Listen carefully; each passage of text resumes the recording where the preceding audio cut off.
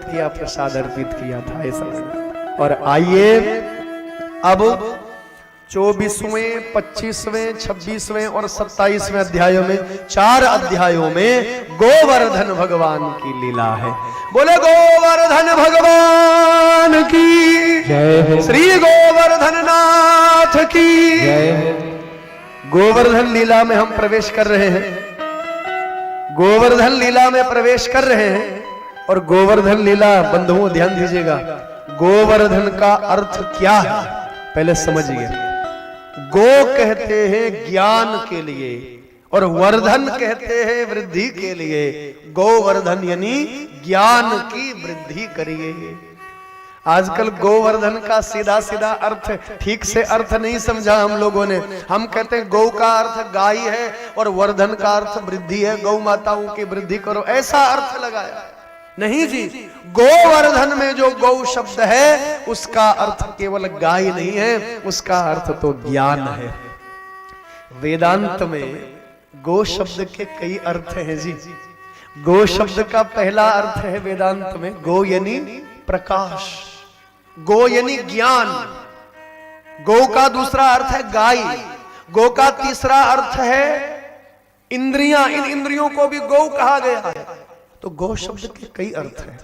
गोवर्धन में जो गौ है उसका अर्थ गाय से नहीं है बंधुओं, उसका अर्थ है गो यानी ज्ञान और वर्धन यानी वृद्धि। गोवर्धन ज्ञान की वृद्धि, गोवर्धन। नंद बाबा जो है बैलगाड़ी को तैयार कर रहे हैं, 56 भोग जो है तैयार कर रहे हैं, गाड़ी में सजा रहे हैं। तो कनवा ने पूछ लिया, बाबा ये सब कहाँ लेके जा रहे हैं, ये क्या है, कहाँ की तैयारी हो रही है?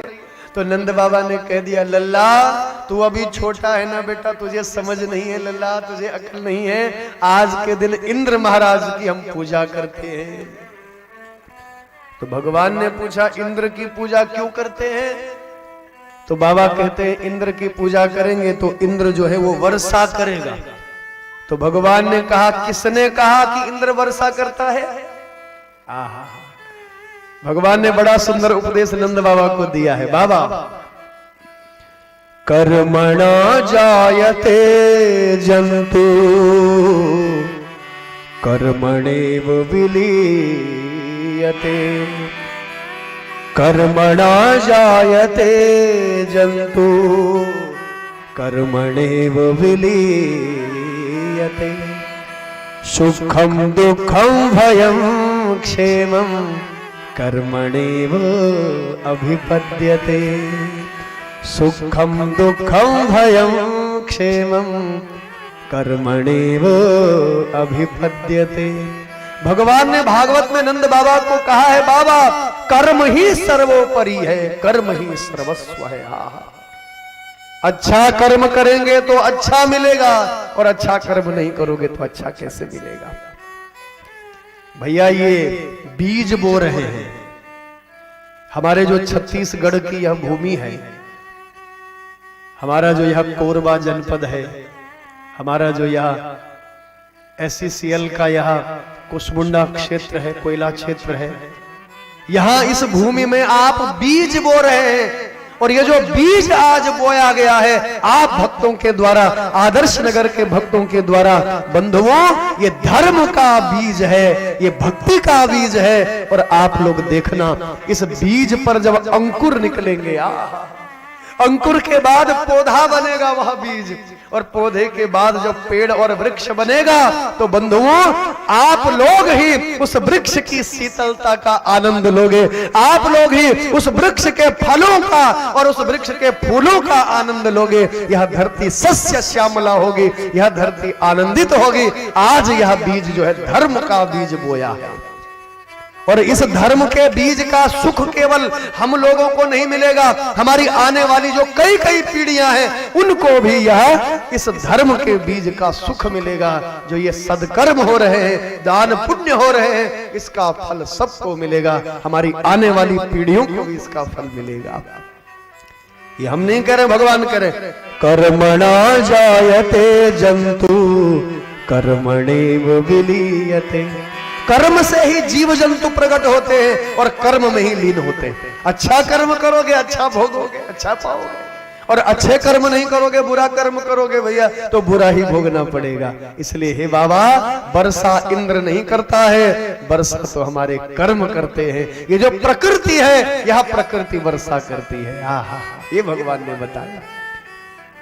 गोवर्धन क्या है? पहाड़ है ना। भगवान ने कहा चलो गोवर्धन की पूजा करो। भगवान कहते हैं बंधुओं, इस प्रकृति की पूजा करो। पहाड़ का सीधा सा अर्थ है प्रकृति। आप प्रकृति की पूजा करिए। ये जो वृक्ष है, ये जो जल है, ये जो वायु है, इनकी पूजा करिए मेरी माताओं बहनों। यही देवता है। राम को किसने देखा? कृष्ण को किसने देखा? भगवान शिव को किसने देखा? अरे हमारे सामने जो प्रत्यक्ष देवता है, ये वृक्ष और लता ही तो है, ये ऋषि मुनि है। इनको वृक्ष मत समझिए आप। छत्तीसगढ़ प्रदेश में जो ये पहाड़ है, भारत राष्ट्र के जो ये पर्वत श्रृंखलाएं हैं, इनको मिट्टी और पत्थर का ढेर मत समझिए। ये तो ऋषि मुनि बैठे हुए हैं जी। इनका सम्मान करिए, इन पहाड़ों का, इन नदियों का, इन वृक्षों का, इन झरनों का, इस प्रकृति का सम्मान करिए। ये आज नहीं कहा भगवान ने, हजारों वर्ष पूर्व भगवान ने कहा। क्योंकि भगवान की जो दृष्टि है, भगवान की जो सोच है, केवल आज की सोच नहीं है। भगवान की बहुत दूरदर्शी सोच है, दूरदृष्टि भगवान की है, दूर का सोचते हैं।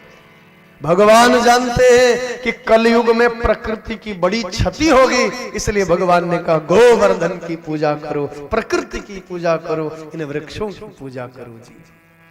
बंधुओं, व्यास पीठ को बड़ा कष्ट है।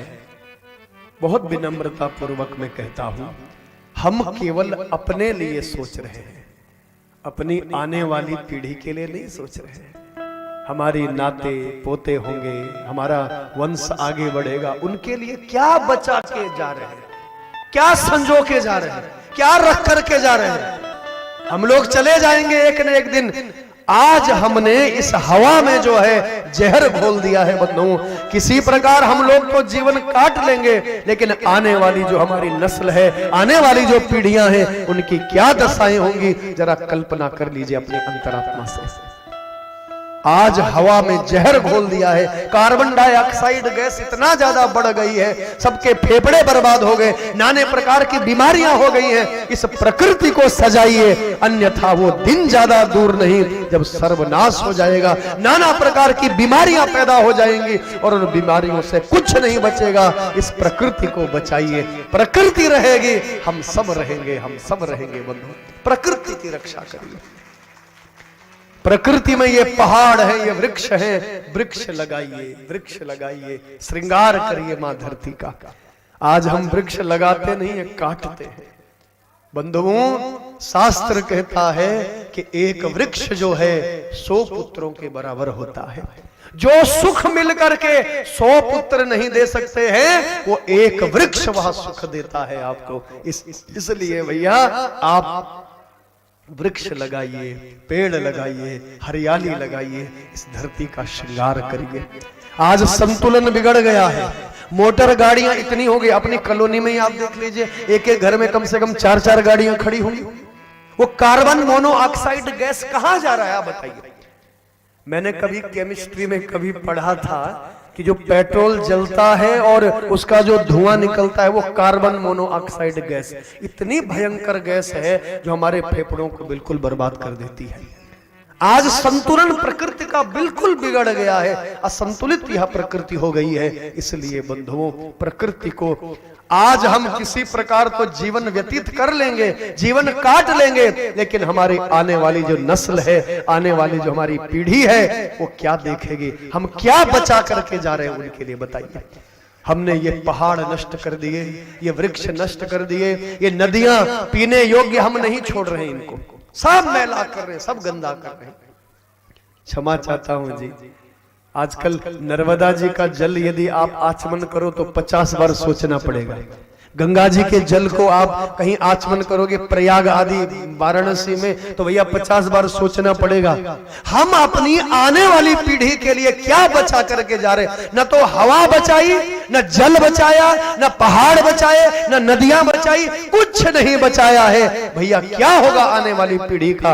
अपनी अंतरात्मा से पूछिए, अपने लिए मत सोचिए, अपनी आने वाली पीढ़ी के लिए सोचिए। क्या बचा करके जा रहे हैं, क्या रख करके जा रहे हैं, क्या सुरक्षित रखा है हमने? सुरक्षित रख दीजिए। इस प्रकृति का उपयोग करिए और इसको सुरक्षित रखिए। वृक्ष लगाइए, पेड़ पौधे लगाइए, सम्मान करिए प्रकृति से प्रेम करिए। बंधुओं, मैंने एक लेख पढ़ा किसी पत्रिका में, उसमें लिखा था बंधुओं कि मोबाइल फोन्स जो हैं, इनके जो वेव्स हैं, तरंगे हैं, इतनी भयंकर हैं। ये जो सैटेलाइट हैं आज बड़े बड़े, ये बड़े बड़े टावर्स जो लगे हुए हैं मोबाइल सिग्नल के, बंधुओं इतने भयंकर खतरनाक हैं उन जीव जंतुओं के लिए, उन पक्षियों के लिए। आज हमारे पक्षियों की कई जातियां जो है बंधुओं नष्ट होने के कगार पर है। जब हम लोग छोटे छोटे थे, हमारे घरों में इतनी सुंदर सुंदर चिड़िया आती थी रंग बिरंगी, लेकिन कहां वो जीव जंतु आज गए हैं बंधुओं? इसीलिए व्यासपीठ कह रहा है प्रकृति को बचाइए, अन्यथा कुछ नहीं बचेगा। ये जीव जंतु, ये पेड़, ये पौधे, ये वनस्पति, ये उपवन, ये पक्षी, ये पशु, कुछ नहीं बचेगा, सर्वनाश हो जाएगा। इसलिए प्रकृति की रक्षा करिए। मोबाइल फोन्स का कम से कम आप प्रयोग करिए। मैं तो कहता हूं ये टावर जो लगे हुए ना मोबाइल फोन, इतने भयंकर हानिकारक उन पक्षियों के लिए, उन जीव जंतुओं के लिए, और हमारे लिए क्या कम हानिकारक है आप बताइए? कई लोगों को मैंने देखा है छाती में मोबाइल रख करके सो जाएंगे। कितनी भयंकर वेव्स है वो, कितनी भयंकर तरंगे हैं वो, हमारे हार्ट को ब्लॉक कर देती है। ये नाना प्रकार की बीमारियां हो रही है, कहीं ना कहीं हम ही इसके लिए जिम्मेवार हैं माताओं बहनों। और बच्चों को तो बिल्कुल नहीं मोबाइल फोन देने चाहिए, बच्चों को बिल्कुल मत दीजिए। आजकल माताएं बहनें तो बस बच्चों के पास ही मोबाइल फोन है बस। क्षमा चाहता हूं, उनका हृदय कितना कोमल है, और बंधुओं वो वेव्स कितनी, वो तरंगे कितनी भयंकर हैं, हमारे बच्चों के हार्ट को कमजोर बना रही है, शरीर नाना प्रकार की बीमारियों का घर बन रहा है। इसलिए बहुत छोटे बच्चों के पास मोबाइल फोन मत दीजिए। कई बार देखा मैंने माताएं मैंने तकिया के नीचे फोन रख देंगी, म्यूजिक लगा देंगी और बच्चों को सुला देंगी। बहुत भयंकर खतरनाक हमारे बच्चों के लिए। बंधुओं, व्यासपीठ बहुत विनम्रता पूर्वक कहता है इस प्रकृति को बचाइए, इन पेड़ों को, पौधों को, नदियों को। आज माता पृथ्वी देखो कितनी मैली हो गई है। घर का कचरा उठाते हैं, सब डाल देते हैं बाहर। बस मेरे क्वार्टर से गंदगी बाहर निकलनी चाहिए, मेरे घर से, मेरे कमरे से गंदगी बाहर निकलनी चाहिए। वो सड़कों में जाए, कहीं भी जाए, मुझसे उसे लेना देना नहीं है, बस मेरा कचरा बाहर जाना चाहिए, मेरे घर का कचरा। बहुत विनम्रता पूर्वक कहता हूं मैं, जहां शुद्धता रहती है, जहां पवित्रता रहती है, वहीं भगवान रहते हैं। इसलिए अपने मोहल्लों की, जो आपके मोहल्ले हैं, आपकी गलियां हैं, उनको स्वच्छ बनाइए, उनको पवित्र बनाइए। बंधुओं, भारत स्वच्छता अभियान जो चल रहा है, आप भी उस स्वच्छता अभियान से आप लोग भी जुड़िए उससे। केवल हमारा अपने घर का आंगन साफ करना पर्याप्त नहीं है, आप अपने मोहल्ले की, हफ्ते में एक दिन जो है सब माताएं बहनें मिलकर के मोहल्ले की स्वच्छता अभियान में आप सम्मिलित होइए। क्यों नहीं कर सकते? हो सकता है। जहां गंदगी है वहां उस गंदगी को नष्ट करिए, उसको जलाइए। कहीं ना कहीं वह गंदगी हमारे लिए ही हानिकारक है। नाना प्रकार के विषाणु, नाना प्रकार के वायरस, कीटाणु जो है पैदा हो रहे हैं बंधुओं, और वो बैक्टीरिया जो है हमें नुकसान पहुंचाते हैं, हानि पहुंचाते हैं। इसलिए गंदगी को नष्ट करिए, गंदगी को मिटाइए, स्वच्छता और पवित्रता को आप जीवन में लाइए। ये मैं नहीं कह रहा हूं, ये भगवान कह रहे हैं। प्रकृति को बचाइए, पृथ्वी की रक्षा करिए, इन पहाड़ों की रक्षा करिए, इन नदियों की रक्षा करिए, इन वृक्षों की रक्षा करिए। इस प्रकार भगवान ने पिताजी को कहा, बाबा चलो गोवर्धन पहाड़ की पूजा करें, उस पहाड़ की पूजा करें। सब लोग आए, पहाड़ की पूजा हुई, भगवान गोवर्धन बन करके बैठे। 56 भोग जो था, उस 56 भोग को भगवान ने स्वीकार किया, और बंधुओं चारों तरफ जय जयकार होने लग गई। बोलिए गिरिराज धरण भगवान की जय, गिरिराज धरण भगवान भगवान की जय। हमारे गिरिराज धरण के रूप में स्थापित हुए। इंद्र ने 12 मेघों की वर्षा कर दी और बंधुओं आइए हाहाकार मच गया। 12 मेघों की वर्षा हुई और अंत में भगवान ने उस गोवर्धन पहाड़ को मेरे प्रभु ने अपने बाएं हाथ का जो कनिष्ठिका है, बाएं हाथ की कनिष्ठिका और कनिष्ठिका का जो अग्रभाग, उस अग्रभाग पर जो है भगवान ने देखते ही देखते आज गोवर्धन पहाड़ को उठा लिया और भगवान गोवर्धन गिरधारी बन गए। बोले गिरिराज धरण भगवान की, गिरिराज धरण भगवान की। इंद्र हार गया भगवान से और बंधुओं आइए अंत में भगवान की इंद्र ने स्तुति की है। विशुद्ध सत्वम तव धाम शांतम तमोमयं ध्वस्तरजस्तमस्कं मायामयोऽयं गुणसंप्रवाहो न विद्यते अग्रहणानुबन्ध। विशुद्ध सत्वं तव धाम शांतम तपोमयं ध्वस्तरजस्तमस्कं मायामयोऽयं गुणसंप्रवाहो न विद्यते अग्रहणानुबंधु इत्यादि मंत्रों के द्वारा बड़ी दिव्य स्तुति गाई देवराज इंद्र ने। भगवान ने क्षमादान दिया और आइए हमारे गिरिराज धरण की चारों तरफ जय जय